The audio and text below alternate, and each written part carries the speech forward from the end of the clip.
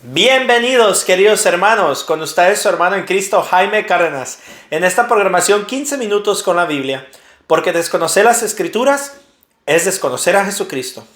Empezamos en el nombre del Padre, del Hijo y del Espíritu Santo. Amén. Divino Espíritu baja. Divino Espíritu baja, derrama de amor a cada corazón, derrama de amor a todos abrazar. Envía, Señor, tu Espíritu Santo. Danos una gracia, Señor, de poder vivir la Cuaresma como a ti te agrada. Que uno de los hábitos que podamos recuperar durante la Cuaresma sea leer tu santa palabra y practicarla por sobre todo. Danos el entendimiento y el discernimiento que necesitamos, Espíritu Santo. Toca nuestros corazones, nuestra mente y nuestra alma. Y te lo pedimos todo esto en el nombre de nuestro Señor Jesucristo, en el nombre del Padre, del Hijo y del Espíritu Santo. Amén. Mis queridos hermanos, vamos a continuar con Marcos capítulo 3, o San Marcos capítulo 3. Otro día entró Jesús en la sinagoga y se encontró con un hombre que tenía la mano paralizada. Pero alguno estaba observando para ver si lo sanaba Jesús en día sábado. Con esto tendrían motivo para acusarlo. Jesús dijo al hombre que tenía la mano paralizada: ponte de pie y colócate aquí en medio. Después le preguntó: ¿qué nos permite la ley hacer el día sábado? ¿Hacer el bien o hacer daño? ¿Salvar una vida o matar? Pero ellos se quedaron callados. Entonces Jesús paseó sobre ellos su mirada, enojado y muy apenado por su ceguera, y dijo al hombre: extiende tu mano. El paralítico la extendió y su mano quedó sana. En cuanto a los fariseos, apenas salieron, fueron a juntarse con los partidarios de Herodes, buscando con ellos la forma de eliminar a Jesús. Jesús se retiró con sus discípulos a las orillas del lago y lo siguió una gran muchedumbre de Galilea, también de Judea, de Jerusalén, de Idumea, del otro lado del Jordán y de las tierras de Tiro y de Sidón. Muchísima gente venía a verlo con solo oír todo lo que hacía. Jesús mandó a sus discípulos que tuvieran lista una barca para que toda aquella gente no la atropellase, pues al verlo sanar a tantos, todas las personas que sufrían de algún mal se le echaban encima para tocarlo. Incluso los espíritus malos, apenas lo veían, se arrojaban a sus pies y le gritaban: tú eres el Hijo de Dios. Pero él no quería que lo dieran a conocer y los hacía callar. Jesús subió al monte y llamó a los que él quiso, y se reunieron con él. Así instituyó a los 12, a los que llamó también apóstoles, para que estuvieran con él y para enviarlos a predicar, dándoles poder para echar demonios. Estos son los 12. Simón, a quien puso por nombre Pedro; Santiago y su hermano Juan, hijos de Zebedeo, a quienes puso el nombre de Boanerges, es decir, hijos del trueno; Andrés, Felipe, Bartolomé, Mateo, Tomás, Santiago el hijo de Alfeo, Tadeo, Simón el cananeo y Judas Iscariote, el que después lo traicionó. Vuelto a casa, se juntó otra vez tanta gente que ni siquiera podía comer. Al enterarse sus parientes de todo lo anterior, fueron a buscarlo para llevárselo, pues decían: se ha vuelto loco. Mientras tanto, unos maestros de la ley que habían venido de Jerusalén decían: está poseído por Belcebú, jefe de los demonios, y con su ayuda expulsa a los demonios. Jesús les dijo que se acercaran y empezó a enseñarles por medio de ejemplos: ¿cómo puede Satanás echar a Satanás? Si una nación está con luchas internas, esta nación no podrá mantenerse en pie. Y si una familia está en divisiones internas, esa familia no podrá subsistir. De igual modo, si Satanás lucha contra sí mismo y está dividido, no puede subsistir y pronto llegará a su fin. La verdad es que nadie puede entrar a la casa del fuerte y arrebatarle sus cosas si no lo amarra primero. Entonces podrá saquear su casa. En verdad les digo, se les perdonará todo a los hombres, ya sean pecados o blasfemias contra Dios, por muchos que sean. En cambio, el que calumnia al Espíritu Santo no tendrá jamás perdón, pues se queda con un pecado que nunca lo dejará. Y juntamente ese será su pecado cuando decían, está poseído por un espíritu malo. Entonces llegaron su madre y sus hermanos. Se quedaron afuera y lo mandaron llamar. Era mucha la gente sentada en torno a Jesús. Le transmitieron este recado. Tu madre y tus hermanos y tus hermanas están fuera y preguntan por ti. Él les contestó, ¿quiénes son mi madre y mis hermanos? Y mirando a los que estaban sentados a su alrededor, dijo, estos son mi madre y mis hermanos, porque todo el que hace la voluntad de Dios es hermano mío y hermana y madre. San Marcos capítulo 4.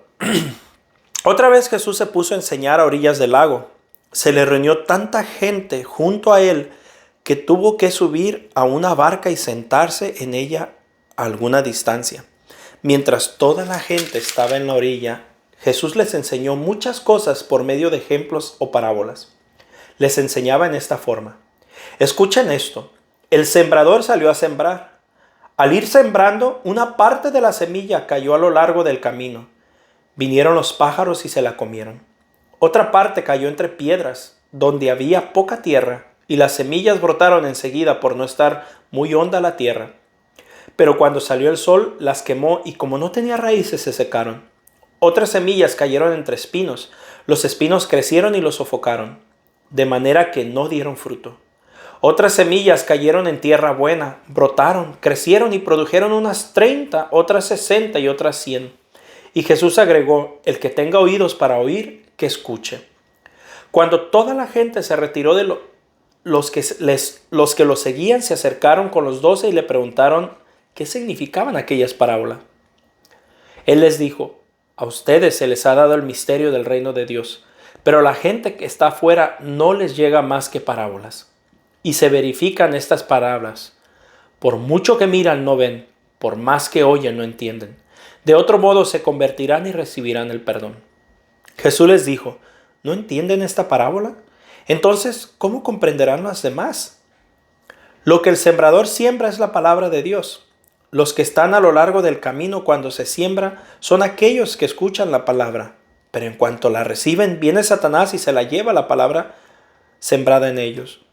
Otros dicen la palabra como un terreno lleno de piedras. Apenas reciben la palabra, la aceptan con alegría, pero no se arraiga en ellos y no dura más que una temporada. En cuanto sobreviene alguna prueba o persecución por causa de la palabra, al momento caen. Otros la reciben como entre espinos. Estos han escuchado la palabra, pero luego sobrevienen las preocupaciones de esta vida, las promesas engañosas de las riquezas y las demás pasiones, y juntas ahogan la palabra que no da fruto. Para otros se ha sembrado en tierra buena. Estos se han escuchado la palabra, le han dado acogida y dan fruto. Unos el 30 por uno, otros el 60 y otros el 100. Jesús les dijo también, cuando llega la luz, ¿debemos ponerla bajo un macetero o debajo de una cama? ¿No la pondremos más bien sobre el candelero? No hay cosa secreta que no deba ser descubierta, y si algo ha sido ocultado, será sacado a la luz. El que tenga oídos para escuchar, que escuche. Les dijo también, presten atención a lo que escuchan. La medida con que ustedes midan serán para medir los que reciban. Y se les dará mucho más todavía. Sépanlo bien. Al que produce se le dará más, y al que no produce se le quitará incluso lo que tiene. Jesús dijo además: escuchen esta comparación del reino de Dios. Un hombre esparce la semilla en la tierra, y ya duerma o esté despierto, sea de noche o de día, la semilla brota y crece sin que él sepa cómo. La tierra da fruto por sí misma, primero la hierba, luego la espiga y por último la espiga se llena de granos. Y cuando el grano está maduro, se le mete al hoz, pues ha llegado el tiempo de la cosecha. Jesús les dijo también: ¿a qué se parece el reino de Dios? ¿Con qué comparación la podríamos expresar? Es semejante a una semilla de mostaza. Al sembrarla es más pequeña que todas las semillas que se echan en la tierra. Pero una vez sembrada, crece y se hace más grande que todas las plantas del huerto, y sus ramas se hacen tan grandes que los pájaros del cielo buscan refugio bajo su sombra. Jesús usaba muchas parábolas como estas para anunciar la palabra, adaptándose a la capacidad de la gente. No les decía nada sin usar parábolas, pero a sus discípulos se los explicaba todo en privado. Al atardecer de aquel mismo día, Jesús dijo a sus discípulos: crucemos a la otra orilla del lago. Despidieron a la gente y lo llevaron en la barca que estaba. También lo acompañaban otras barcas. De pronto se levantó un gran temporal y las olas se estrellaban contra la barca, que se iba llenando de agua. Mientras tanto, Jesús dormía en la popa sobre un cojín. Lo despertaron diciendo: Maestro, ¿no te importa que nos hundamos? Él entonces se despertó, se encaró con el viento y dijo al mar: cállate y cálmate. El viento se apaciguó y siguió una gran calma. Después les dijo: ¿por qué son tan miedosos? ¿Todavía no tienen fe? Pero ellos estaban muy asustados por lo ocurrido y se preguntaron unos a otros: ¿quién es este que hasta el viento y el mar le obedecen? Palabra de Dios. Te alabamos, Señor. Pues mis hermanos, voy a ser breve por todos los puntos que hay que tocar, pero bueno, vamos a continuarlos profundizando, ya que tenemos 3 evangelios sinópticos, o sea que son similares, y tendremos más para completar todo lo que estamos leyendo. No nos podemos ir a un solo versículo. ¿Recuerdan que les he dicho que cada que mencionan los apóstoles siempre saldrá primero Simón? Y eso tiene un mensaje en la Biblia. El otro punto que quiero tocar es donde en el capítulo 3, versículo 31 dice: entonces llegaron su madre y sus hermanos, se quedaron afuera y lo mandaron llamar. Era mucha la gente sentada en torno a Jesús. Le transmitieron este recado: tu madre y tus hermanos y tus hermanas están afuera o están fuera y preguntan por ti. Palabra de Dios. Bueno, ¿por qué quería tocar este tema? Y quiero pararme aquí un poquito. Por la razón de que nuestros hermanos protestantes nos siguen diciendo tantas veces que Jesús tuvo más hermanos. Y en este caso, más que tratar de explicarlo, yo voy a leer en este comentario bíblico al pie de la letra para no malinterpretarlo, y por el tiempo prefiero resumirlo porque lo vamos a ir tocando a medida que vayan saliendo. Van a salir unas cuantas veces más, unas 3 veces más, si no me equivoco.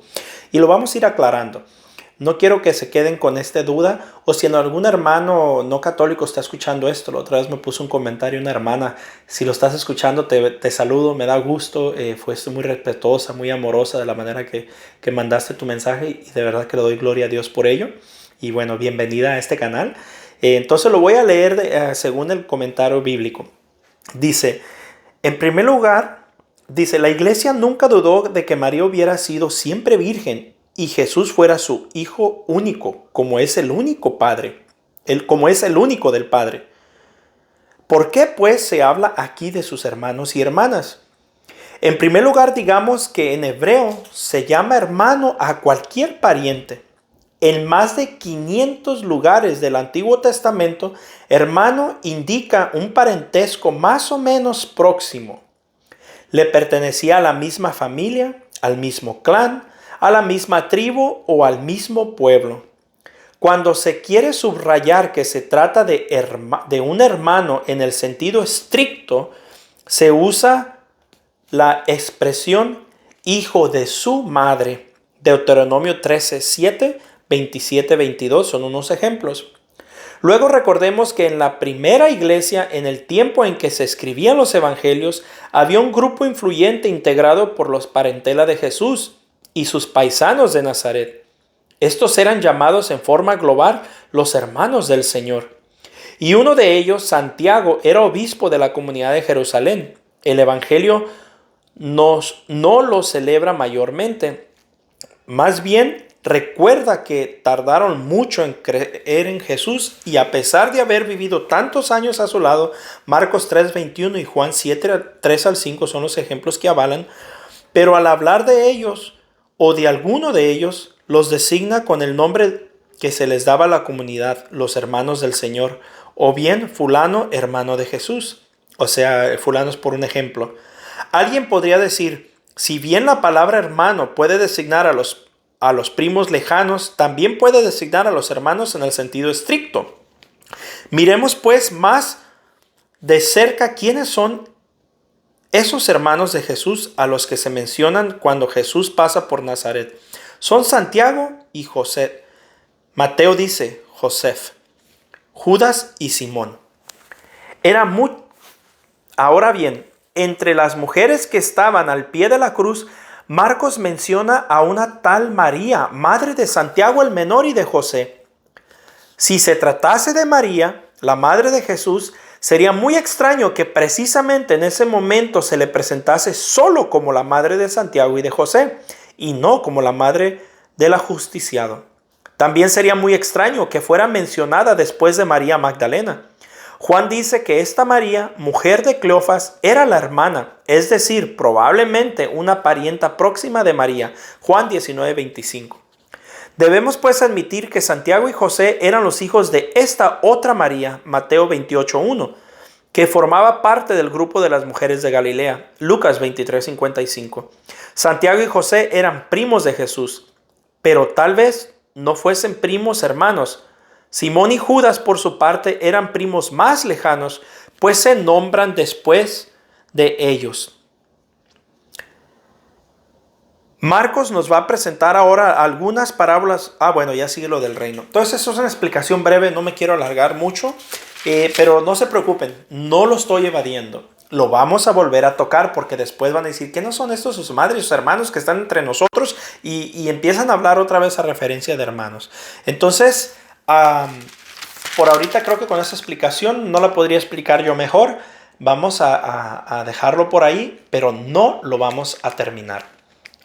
Y me gusta la última parte que voy a tocar, cómo Jesús usaba muchas parábolas como estas para anunciar la palabra, adaptándose a la capacidad de la gente. Creo que si nosotros, y yo lo digo especialmente por mí, si nosotros supiéramos adaptarnos a la capacidad que tiene la gente para recibir el evangelio, no hubiera tantos que se han ofendido a causa de nosotros, a causa de que a veces les hemos dado comida tan sólida que les ha dado indigestión y los hemos alejado tristemente. Por querer hacer un bien hemos hecho un mal. Entonces, aprendamos nosotros como predicadores a saber hablarle a la gente según sus capacidades. Especialmente lo pido por mí y les pido que oren por mí. Dios me los bendiga, un fuerte abrazo y la paz del Señor.